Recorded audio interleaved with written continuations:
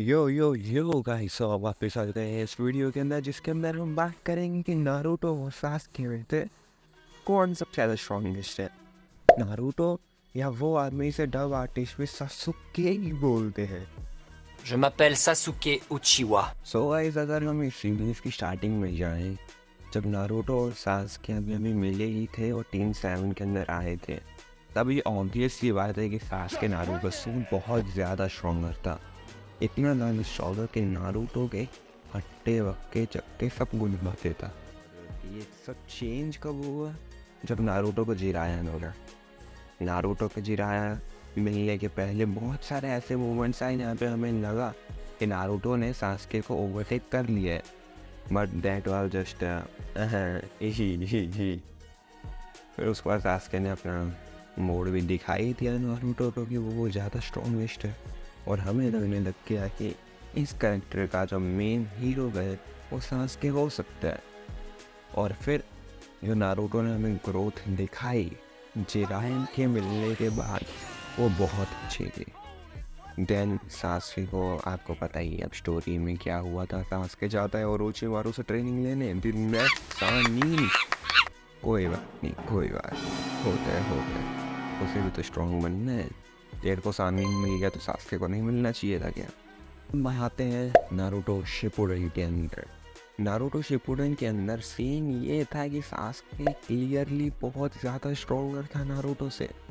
Jiraiya ने Naruto को stronger बनाया था, बट उससे बॉडी से ज़्यादा नारुतो जिराया ने ज़्यादा ध्यान दिया था उसके ब्रेन पे, नारुतो के। उसे कैसे टेक्निक बनानी है, कैसे चेंज करना है, सोलो फाइटिंग कैसे करनी है, कुरामा को कंट्रोल कैसे करना है, जिराया ने इस चीज़ पे बहुत ज़्यादा ध्यान दिया था उसे। वो जानता था कि गेंजुत्सु से बाहर कैसे आना है, वो जानता था कि सोलो फाइटिंग कैसे करनी है, वो जानता था कि कुरामा को कंट्रोल कैसे करना है एक हद तक। But the thing is, Sasuke ने बहुत सारी चीज़ें सीखी थी ओरोचिमारू से। हेंस सास्के उस टाइम पे बहुत स्ट्रॉन्ग था। नारुतो के देख के बाद क्या हुआ, सोच सकते हो क्या हुआ? वही जो हम इतने टाइम से देख रहे थे, वापस power boost. Then the thing is, जब नारुतो वो सीखता है अपना रासेंगन वगैरह के अंदर चाक्रा नेचर ऐड करता है और कामयाब हो जाता है, उस टाइम पे रियली डिफ़िकल्ट था कि पता लगाना कि कौन स्ट्रॉन्गर है, नारुतो या सास्के। बट जब हम सास्के की तरफ से फाइट देखते हैं कि वो 8 दिल से लड़ाई कर रहे हैं अपनी टीम के साथ, उसे दूसरों को कंट्रोल करना आ चुका है, उसने एक प्रॉपर टीम बना रखी है, वो देदरा को भी मार चुका है।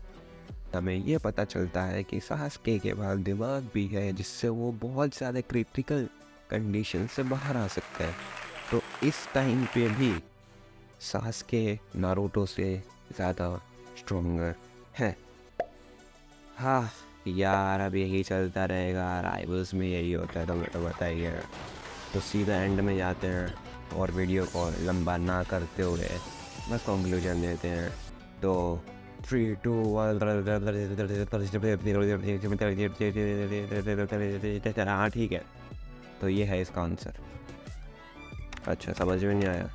चल ठीक है, एक और मैं बताता हूँ। देखो, जब हुआ थी हमारी फाइट, जब महादेव अपनी पूरी पावर लगा के हमें दिखाते हैं कि ये चीज़ें हो रही है, और जो सास्के और नारुतो है वो उनकी सामने कुछ भी नहीं है, मादरा इज द ग्रेटेस्ट किंग। अरे यार, वीडियो सास्के और नारुतो के ऊपर है, मैं क्या कर रहा हूँ यार।